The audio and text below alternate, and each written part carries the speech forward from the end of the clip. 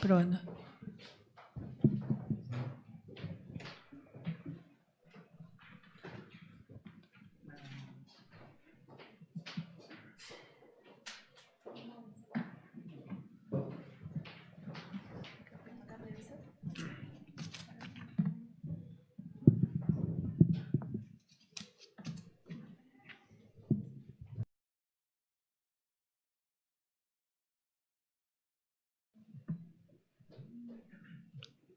Muy buenos días, colegas. Muchas gracias por acompañarnos el día de hoy en esta conferencia de prensa en la que se va a dar a conocer datos del estado de conservación del patrimonio arquitectónico cultural del centro histórico, además de las acciones y actividades que se han desarrollado durante el año 2019. Voy a dejar en una sola palabra al arquitecto William Palomino Bellido, gerente del Centro Histórico y Zona Monumental. Arquitecto.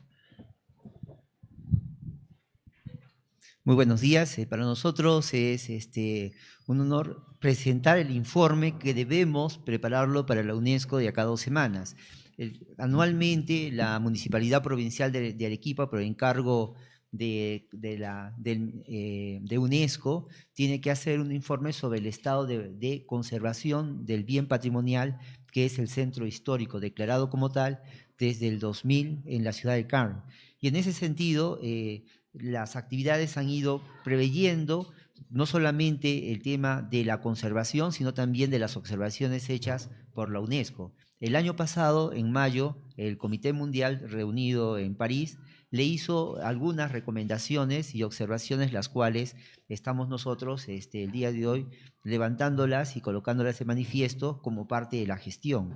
Y también queremos resaltar que estamos también trabajando sobre un aspecto que nos ha venido preocupando durante todo el año, y es que la información detallada de cada uno de los monumentos, llámese la parte histórica, los temas de aspecto legal, sanciones, licencias, no se tiene. Es decir, cuando se quiere ver el historial de una casona, se tiene que recurrir a varias instancias y dependencias municipales e instituciones para poder entender cuál es la problemática que se tiene de cada uno de los edificios.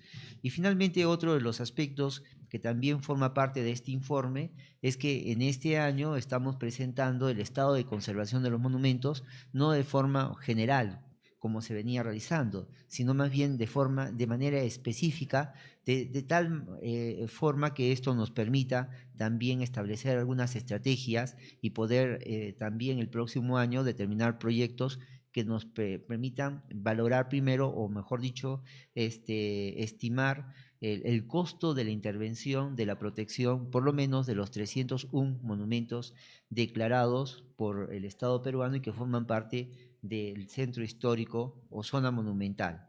Y finalmente, también queremos aprovechar para mostrar la estadística, la data sobre las infracciones al patrimonio histórico-cultural y prever, por lo menos en lo que viene estos días y meses a las elecciones, de algunas recomendaciones importantes, sobre todo para los candidatos, en atención a 2 normas, la ordenanza municipal 1124 y la ordenanza municipal 378, que tiene que ver de manera específica con el tratamiento de lo que es la publicidad expresa por los candidatos o partidos políticos en el contexto del centro histórico.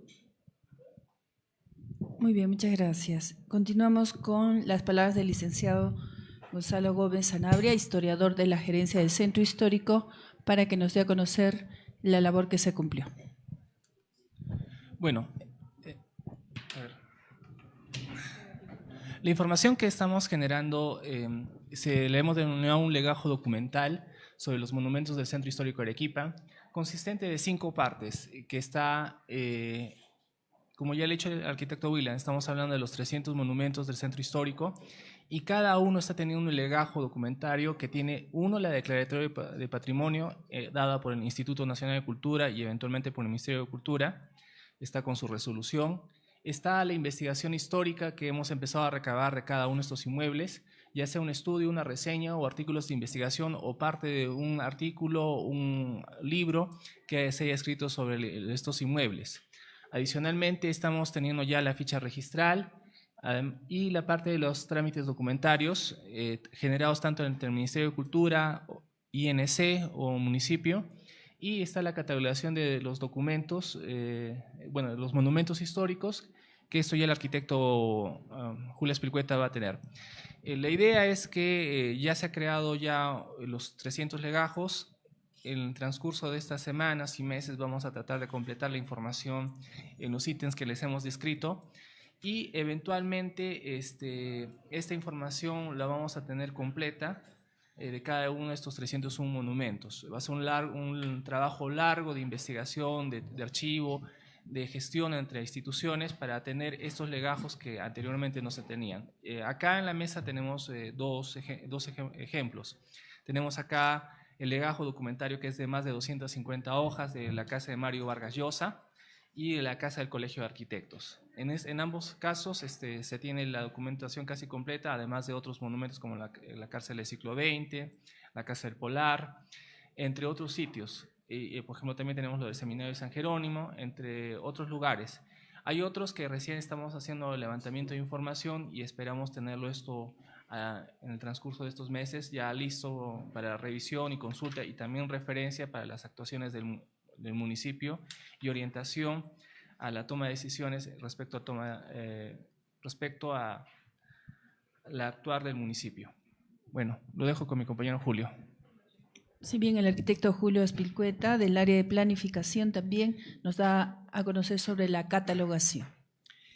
Bueno, ante todo, digamos, es importante tomar este espacio porque nos da la oportunidad de manifestar, digamos, los avances que se están teniendo en torno a la catalogación, que significa que es saber en qué situación se encuentra el patrimonio arquitectónico en el centro histórico. Para de esta manera tomar, digamos, medidas correctivas o medidas que mejoren la gestión y la intervención, digamos, en estos edificios de gran valor, que son parte del patrimonio mundial de la humanidad. Es importante recalcar que esto a su vez nos está permitiendo también entablar, digamos, relaciones, ¿no?, interinstitucionales, porque esto lo estamos haciendo también en coordinación y en apoyo con algunas universidades de la localidad, con estudiantes de arquitectura de los últimos años que también se están convirtiendo en una especie de masa crítica, es decir, gente que empieza, digamos, a entender de una manera mucho más especial y mucho más minuciosa el valor del patrimonio arquitectónico de Arequipa. Y eso es una masa crítica que puede servir después como base para tener, digamos, técnicos, arquitectos y especializados en estos temas que en el futuro van a hacer falta. En cuanto a la catalogación, que es un poco saber, ¿no es cierto?, qué tenemos y cómo está. Hemos empezado, ya tenemos listos 50 inmuebles, monumentos ya catalogados y estamos a punto de culminar en los próximos 15 días, tener otros 50 ya terminados, por lo cual ya tendríamos 100 monumentos, lo cual sería prácticamente el 30% de los monumentos declarados con este estudio de catalogación. Esta catalogación tiene como objetivo, primero, ¿no es cierto?, saber el grado de valor que tienen los monumentos. Los monumentos todos son valiosos, pero hay algunos que tienen un mayor valor que otros. Unos tienen un valor referencial o un valor, digamos, ¿no es cierto?, digamos, más o menos, digamos, menor. A partir de establecer cuáles son estos valores de cada monumento, nos permitirá establecer los criterios de intervención de manera individualizada por cada monumento. De tal manera que de alguna manera mejoremos los criterios de intervención y sobre todo mejoremos los criterios de evaluación de los proyectos que eventualmente puedan realizarse en estos inmuebles. De otro lado, también esta catalogación nos puede permitir también tener, digamos, una base de datos, ¿no?, que pueden servir para futuras investigaciones y difusión a la colectividad para que valore de manera mucho más clara, de manera mucho más científica lo que tenemos en la ciudad. Y finalmente también esta catalogación nos va a permitir diversificar las formas en las que podemos intervenir en cada monumento. Hoy lo que tenemos es una cosa, digo, muy simple, es decir, si es monumento hay restricciones, si no es monumento puede hacer muchas cosas. De lo que se trata es que la realidad, digamos, no es tan tajante, no es blanco y negro. La realidad es un conjunto de grises y, por lo tanto, al abrir más posibilidades de intervención, diversificar estas formas de intervención, también estaremos promoviendo la inversión en el centro histórico, sobre todo en el sector inmobiliario, pero preservando adecuadamente los valores que tiene esta arquitectura.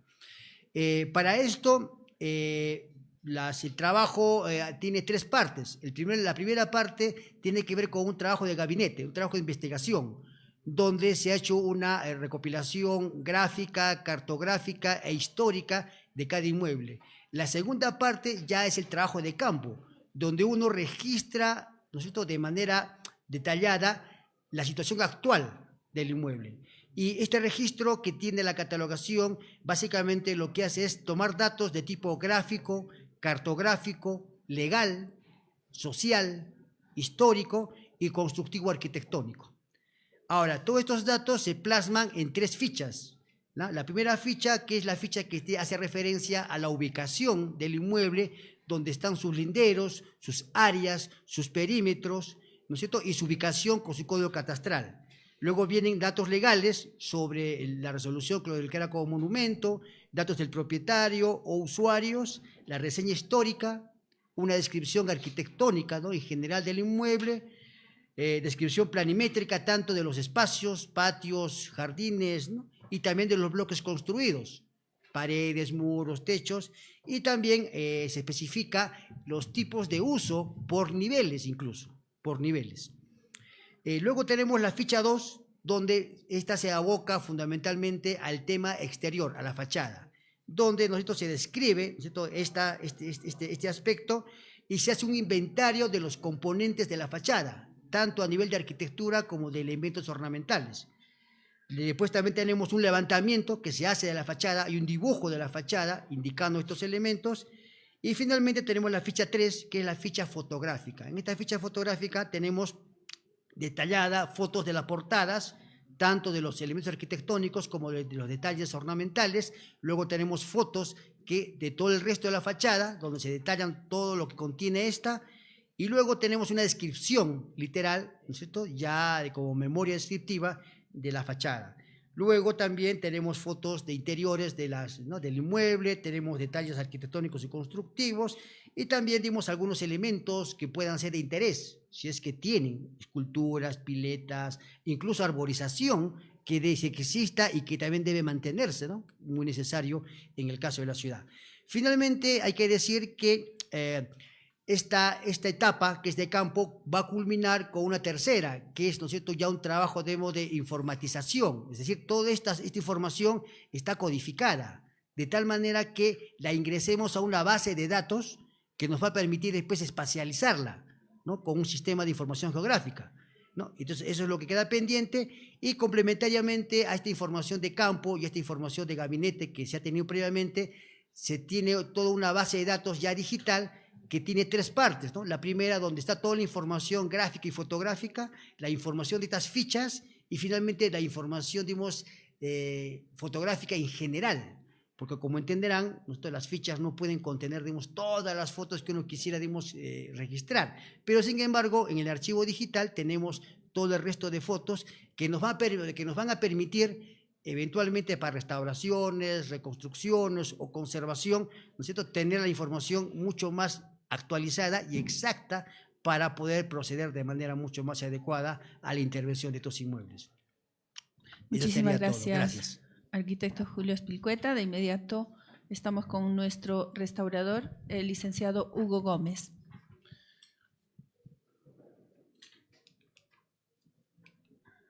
Muy bien. Hasta el momento, antes de esta gestión, no teníamos un instrumento en el cual nosotros podamos determinar lo que refiere a lo que es el estado de conservación. Antes se realizaba de una manera macroscópica, en las cuales solamente se utilizaban criterios personales. Digo hasta el momento, porque en esta nueva gestión hemos implementado una herramienta que son las inspecciones de técnicas de edificaciones, que son las ITES, en las cuales hemos hecho relevamiento de los daños patológicos que tienen estas. Estos nos van a servir para que nosotros podamos identificar la cantidad de daño que tiene y cuáles podrían ser las estrategias de intervención. Tenemos esta lista de acá que hemos sacado al 62% del total de todos los monumentos que tenemos en fachadas y hemos podido dar cuenta que tenemos, de acuerdo a las clasificaciones de los daños patológicos que están identificados en lo que son los muros de sillar, tenemos, por ejemplo, 1.686 metros cuadrados de pátina de daño, limonitizaciones 76 metros cuadrados, tinciones 223 metros cuadrados. En el tema de depósitos superficiales, que vienen a ser todos estos elementos que se adhieren como materia ajena a la original que tenemos 2.044 en depósitos superficiales. En biodepósitos superficiales tenemos cerca de 1.016 metros cuadrados. En concreciones tenemos 11.82 metros cuadrados. En eflorescencias, que son las sales que muchas veces en la ciudad nosotros nos damos cuenta que van apareciendo en la parte inferior de las casonas, tenemos cerca de 24 metros cuadrados en el total de las 189 monumentos que hemos identificado. En costras tenemos cerca de 1.010 metros cuadrados. En el tema de donde mayor se incide, si vemos en una tasa porcentual, podemos ver que en el tema de escoriación, estriado, excavaciones, alveolizaciones, picados y cancerizaciones, que van a hacer la formación de huecos en el material del sillar, llegan a ser aproximadamente de 7.809 metros cuadrados, que si vemos porcentualmente, vemos en esta masa que tenemos la eliminación a la pérdida de la materia en mayor magnitud. Luego tenemos las modificaciones superficiales que inicialmente les había comentado, que son cerca de 6.094.33 metros cuadrados, y también en algo que nos tiene que llamar la atención son en las rupturas y disyunciones. Son estas fracturas, fisuraciones y fragmentaciones que muchos de nuestros inmuebles tienen cerca de 1.445 metros lineales que se han podido identificar, para lo cual tenemos que llamarnos la atención porque estamos hablando de elementos que se pueden desprender por la zona sísmica en la que vivimos. Es por eso que nosotros presentamos de manera parcial al 62% esta nueva herramienta, la cual nos va a ayudar, como bien les decía inicialmente, a que utilicemos estrategias de intervención para poder conservar estos bienes monumentarios y obviamente ver también alternativas de cómo se pueden la recuperación y en el mejor de los casos la restauración u conservación preventiva.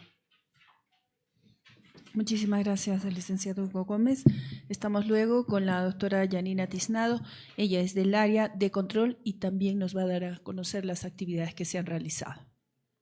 Bien, pasando al punto de las actividades realizadas de enero a noviembre sobre la actividad de defensa de atentados contra el patrimonio, nosotros tenemos que tener en cuenta que anualmente se programan metas y estas metas de enero, como podemos observar en el recuadro, de enero a noviembre hemos superado, alcanzando a la continuación de 2.240 inmuebles intervenidos, siendo la meta programada de 750, hemos logrado superar esta meta en un 198%. Pues que hemos tenido intervenciones, como podrán observar en la diapositiva, en operativos, 55 operativos hasta el momento, notificación de oficios de prevención y sensibilización a todos los centros comerciales y inmuebles que están dentro del centro histórico, zona monumental y zona de amortiguamiento. Como solicitudes de publicidad tenemos la cantidad de 439, uso del espacio público, es decir, el uso de la Plaza de Armas, uso de la Plaza San Francisco, Plaza España, 180 opiniones, aperturas de zanjas 127, autorización de cierre de vías 113 y otras intervenciones que ya es en inmuebles urbanos monumentales es en 180 y el mantenimiento de fachadas, como podremos observar en el cuadro, son solo 29, ¿no? Queriendo implementar mayor incentivo a la población para poder tener la opinión al respecto de nuestra gerencia. Tenemos un encargado que es el licenciado Hugo, que les puede apoyar dándoles las mejores recomendaciones para el mantenimiento de las fachadas. Como podrán observar, el área de defensa contra atentados al patrimonio no solo se trata el tema de sensibilización, sino también el tema de prevención y el tema de erradicación de las malas conductas en el centro histórico, a través de los operativos realizados, ¿no? Ese es en cuanto al avance que hemos tenido en el área de defensa contra atentados al patrimonio. Si me permite, cabe destacar lo siguiente. Por ejemplo, en lo que significa uso del espacio público, que son las solicitudes, si bien es cierto, ahí está la data de 180, pero básicamente menos de la mitad, menos del 50% se han autorizado. O sea, quiere decir que hay una especie de demanda sobre actividades dentro del centro histórico. Esto nos ha permitido identificar pues, proyectos estratégicos. Nosotros hemos desarrollado durante el año 6 proyectos de nuevos espacios públicos. Por ejemplo, para uno de ellos es la Plaza Lira.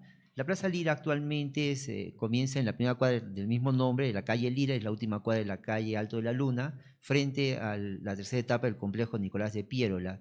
Es un triangulito con un área verde que está abandonada y allí se piensa realizar una obra de intervención más o menos similar con las mismas características que la Plaza 15 de Agosto, para que tengan ustedes una idea. Otro proyecto que también estamos proponiendo es la Plaza Portugal. La Plaza Portugal o el Parque Portugal queda al final de la calle Rivero, cruzando la Torrentera, donde ahora actualmente funciona una oficina del Ministerio de Transportes. Allí también se quiere hacer una plaza de 400 metros cuadrados, ocupando parte también de la Torrentera de San Lázaro. Esta plaza la estamos orientando, por ejemplo, a una nueva actividad que se está realizando en el centro histórico, sobre todo en los puentes, que es el colocado de los candados. Ustedes saben que los candados generan algunos daños, como por ejemplo las oxidaciones y las alteraciones sobre elementos que para nosotros son valiosos, pero podríamos reorientar, por ejemplo, ciertas actividades a lugares novedosos que nos pueden dar dinámica también en la ciudad. Otro proyecto que también lo tenemos en mente, que ya está en el Ministerio de Cultura, es la Alameda Paucarpata, junto al Hospital Goyeneche, hacia el lado de la calle Paucarpata. Entonces comenzaría el proyecto de la Alameda desde la avenida Goyeneche hasta la avenida Independencia. Son más o menos 500 metros lineales por, en promedio, 6 metros de ancho.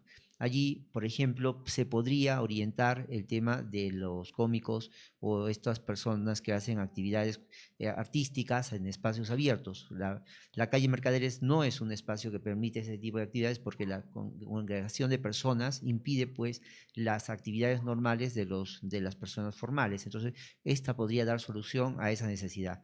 Otro proyecto que también está ya en el Ministerio de Cultura en evaluación es la Alameda Chávez Velando. La Alameda Chávez Velando se hizo una parte en el gobierno hace 14 años, está frente a Plaza Vea en la Avenida La Marina, debajo del puente Bolognesi, y nosotros pensamos continuar esa Alameda hasta la calle Cela, dándole pues una, digamos, característica al espacio para, por ejemplo, actividades de orden ferial que se suelen solicitar en la Plaza de Armas y por las condiciones de estas actividades que utilizan toldos y elementos volumétricos, no es posible poder dar, digamos, esas facilidades. Entonces, esta alameda en la Avenida La Marina nos permite articular la ciudad porque la Avenida La Marina tiene esa condición y a la vez también darle un espacio que le dé vitalidad a este frente del río que está casi olvidado. Y otro proyecto que para nosotros también es muy significativo es la Plaza Villalba. La última cuadra de la calle Villalba tiene más o menos 15 metros de ancho por 40 de largo. Actualmente es un gran problema para la municipalidad porque suelen estacionarse ahí los vehículos que hacen el transporte hacia el cono norte, estas combes informales. Entonces es un paradero natural y es un espacio que demanda una población porque en horas pico pueden llegar hasta 3.000 personas a congregarse en ese espacio, o sea, transitando me refiero, no agrupadas. Entonces eso nos permite visualizar de que allí hace falta un escenario donde las personas puedan estar en un lugar apropiado para, digamos, realizar múltiples acciones o actividades, como por ejemplo el tema de ferias que pueden localizarse en esta parte del sector. Entonces, no es solamente la fiscalización, no es solamente el control, sino también es dar respuesta a lo que la ciudad también va demandando, dentro del marco de lo que también significa el hecho del estudio del espacio público en beneficio de la población. Y creo que quizás el mayor logro sería la aprobación del plan maestro del centro histórico. El día de ayer ya terminaron los 30 días de la consulta pública, entonces lo que viene ahora son los 15 días de la, para absolver las observaciones que se le hayan llegado a través de las fichas formales al IMPLA, si es que estas estuvieran, y entonces poder dar cumplimiento a esta norma, porque hay que recordar que la ordenanza 115 del anterior plan maestro ya acabó digamos, el estudio, la conceptualización de la administración del espacio en el 2015.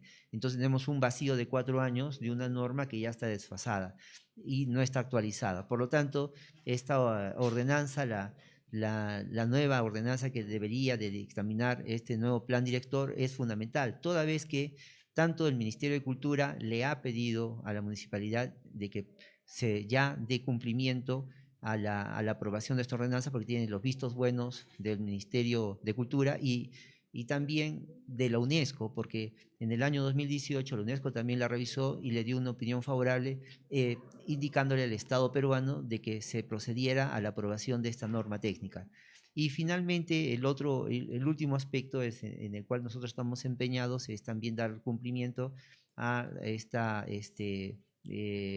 sentencia sobre el denominado domo verde o este techo o esta cubrición que fue colocada años atrás y que no cumplía las normas y que puede ser de alguna manera rectificado con un ejemplo que permita también alinearnos dentro del aspecto normativo.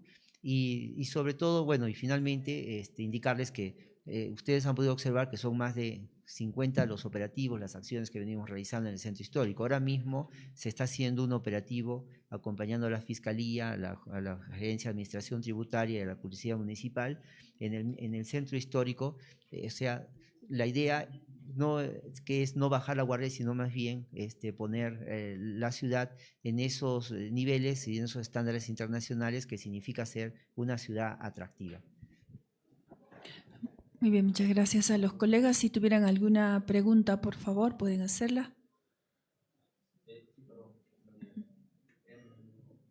el cuadro anterior, no sé si esto de intervenciones es también una fiscalización o solamente es una. ¿A qué se refiere? ¿Y por qué en septiembre una mayor alza? Sí. Lo que pueden observar en el cuadro son las intervenciones no solo con operativos, sino con notificaciones de oficios preventivos, solicitudes de publicidad y demás, ¿no? Como eso está establecido de manera específica en el cuadro. Sin embargo, a los oficios que se les entrega a los administrados para que tomen conocimiento de la normativa. Exacto. ¿Ya? Y bueno, en el mes de septiembre tenemos una elevada cantidad, como pueden observar en la estadística, pues hemos tenido intervención y apoyo del Ministerio Público, del Ministerio de Cultura y las diferentes unidades orgánicas de la municipalidad. Es por ello que hemos avanzado mucho mejor. Y tratamos de mantenernos en el mes de noviembre un poco que se ha disminuido, pero continuamos, en comparación de la meta establecida que es de color celeste, continuamos superando el estándar, ¿no? Perdón, quiero entender que son 2.240 atentados contra el patrimonio que se han realizado en este año. Sí, bueno, lo que aparece allí, nuestra oficina se llama, es el área defensa contra atentados del patrimonio, se llama así, esa es la definición. Lo que pasa en el mes de septiembre es que nosotros propusimos operativos en conjunto con diversas áreas de la municipalidad.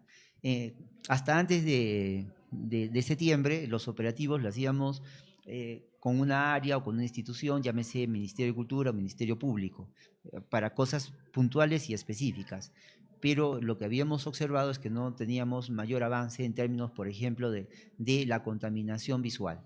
Entonces, en el mes de septiembre, ustedes recordarán que se propusieron unos operativos masivos y entonces es allí donde tuvimos que hacer dos cosas. Primero, el aspecto preventivo, es decir, antes de la intervención dar a conocer de que estaban muchos administrados en falta y que podrían ponerse, digamos, a derecho pero luego de allí, a la vez también la fiscalización y a la vez también las fases que correspondían a las sanciones. Entonces, en este mes de septiembre se tuvo el pico más alto. Después ha habido esta disminución porque indudablemente nos hemos tenido que reorganizar, porque ha habido otros aspectos que la municipalidad también ha estado abordando. Ya han estado en campaña también de las amnistías tributarias, y entonces no hemos podido concretar operativos de esta naturaleza, de orden masivo. Pero estamos volviendo nuevamente a retomar la línea. Y bueno, también por otro lado ha disminuido por otro tema importante, que es que hay muchos más administrados que han asistido a regularizar, por ejemplo, el tema de los letreros. Entonces, mientras que durante el año teníamos un promedio de regularizaciones de autorizaciones de 10, de 20 máximo, en el mes de septiembre y en estos últimos meses esto ha ido incrementando y superando más de 100 solicitudes de nuevos letreros y regularizaciones. Son oficios, en realidad. Sí, son oficios enviados a los administrados indicándole que están cometiendo infracciones al patrimonio histórico-cultural. La mayoría son en todo caso propietarios de viviendas. No solamente propietarios, son los administrados que pueden ser los que utilizan o los que arriendan el espacio, es decir, son propietarios, son inquilinos, etcétera, etcétera. Sí. Y quería preguntarle, por último, usted dijo que la UNESCO había presentado algún tipo de observación, una serie de observaciones, no sé cuántas, El, pasado y se ha levantado y todo se ve. La UNESCO básicamente se ha centrado en tres aspectos. El primer aspecto es la gestión y control urbano, porque considera que en los últimos años ha habido ciertamente, entre comillas, un descuido del centro histórico. La segunda observación que la UNESCO nos hace es sobre la protección de la cuenca urbana del río Chili, y específicamente a la UNESCO le interesa la protección del río Chili frente al centro histórico, Tograhuasi y Larilari, que son dos contextos que de alguna manera están vinculados con el proceso histórico del territorio. Tograhuasi es de la fase del intermedio tardío, es decir, hay evidencia Churajón, y Larilari es del horizonte tardío, es decir, es Inca. Entonces todo este contexto de andenerías tiene de alguna manera una relación con nuestra locación, con nuestra historia en sí misma. Y la tercera observación que nos hace es sobre los mecanismos de aprobación de las licencias de obra. Y allí pone como ejemplo el edificio construido en Carmen Alto, este templo, ¿no? como una mala forma digamos, de aprobar, de gestionar las aprobaciones. Entonces, sobre esos aspectos, nosotros hemos ido ya regulando, por ejemplo, el tema del control del centro histórico tiene que ver con estas últimas diapositivas y las estrategias que estamos nosotros utilizando, que son básicamente los operativos que involucran no solamente a una institución, sino a más de una. Llámese Ministerio de Cultura y el Ministerio Público. En cuanto a lo segundo, que corresponde pues al hecho de lo que es las comisiones técnicas, la regulación, nos tenemos un proyecto de ordenanza que ya está en la fase de revisión de la oficina legal y que tiene que ver con la modernización del sistema y la actualización de los componentes, porque no solamente es el que se le dé la entrega de la licencia de obra, sino también hay una fase de control y hay también por las capacidades, que quiere decir de los obreros que participan en la restauración. Entonces, todos estos aspectos los estamos contemplando en una ordenanza específica que tiene que ver con la nueva fórmula de las comisiones técnicas sobre el centro histórico.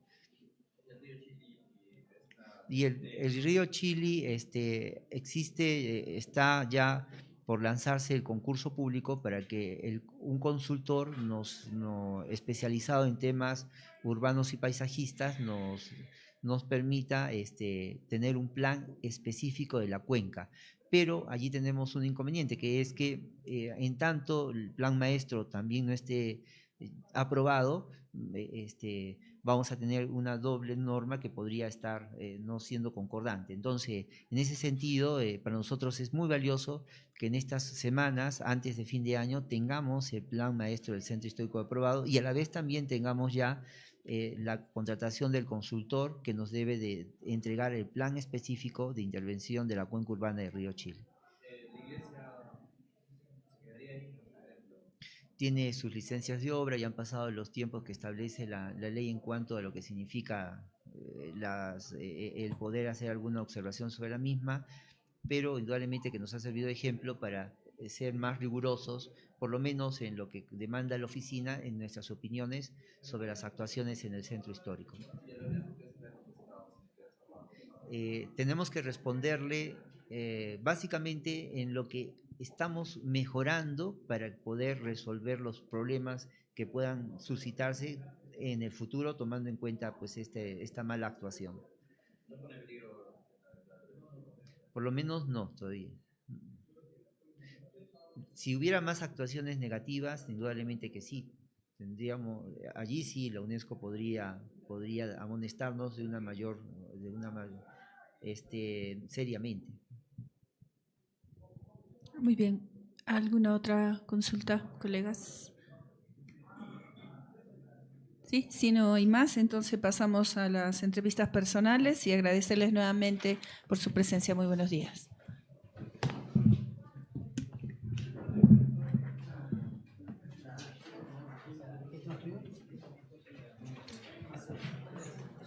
¿Estas observaciones cuándo se las entregaron? Son del año pasado. O sea, la persona que lo recibió, ¿qué meses hacen esas observaciones?